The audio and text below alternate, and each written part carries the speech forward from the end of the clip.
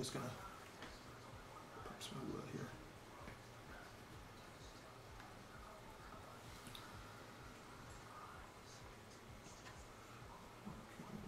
Stick that down there. We'll stack some up.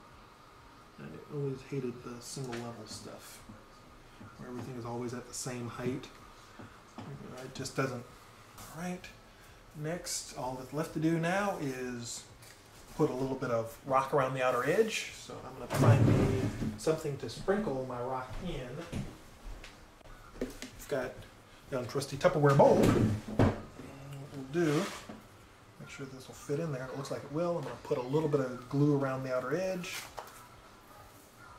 It is if my glue bottle didn't smash into something. I don't know where they get glue on the outside of the bottle. It doesn't matter right now. Go ahead and toss just a little bit of glue around this outer edge, just so we can add some secondary texture. You can never have too much texture. And I'm actually letting the glue go a little bit up the edges of my structure. Because what I wanted this to look like is like it was kind of dropped from orbit. The Tau are kind of a quick striking army where they don't really build bases and bunkers. They're more of a, okay, we're going to come in, we're going to hit you, we're going to fight wherever we're at. So if we're in a city, we're going to use the city terrain as is to fight. We're not going to build up anything super special just to defend an area.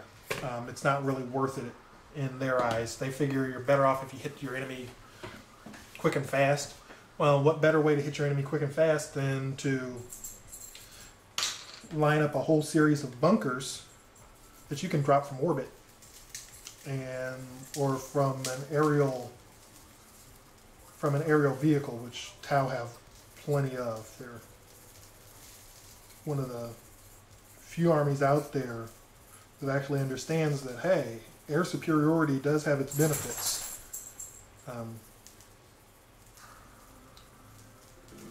So building something like this that drops out of orbit really fits their mentality, where it's going to be something they're going to fly over, drop it down, and use it to their benefit, so they can quickly build bunkers and place them where they need them. So there that one is. It's got all our texture on it. Let's see if I can move that up there where you can see it a little bit better.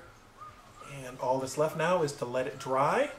Once it's dry, we're going to go ahead and prime. We're going to pre-prime certain parts of it. So it's like this foam, because I can't spray that.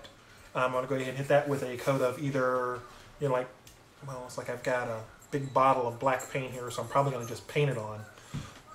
What I may end up doing though is hitting it with a little bit of gesso, because that gives me a harder surface than what the paint does, and it helps to protect the foam so you don't get gouge marks and those sorts of things in it.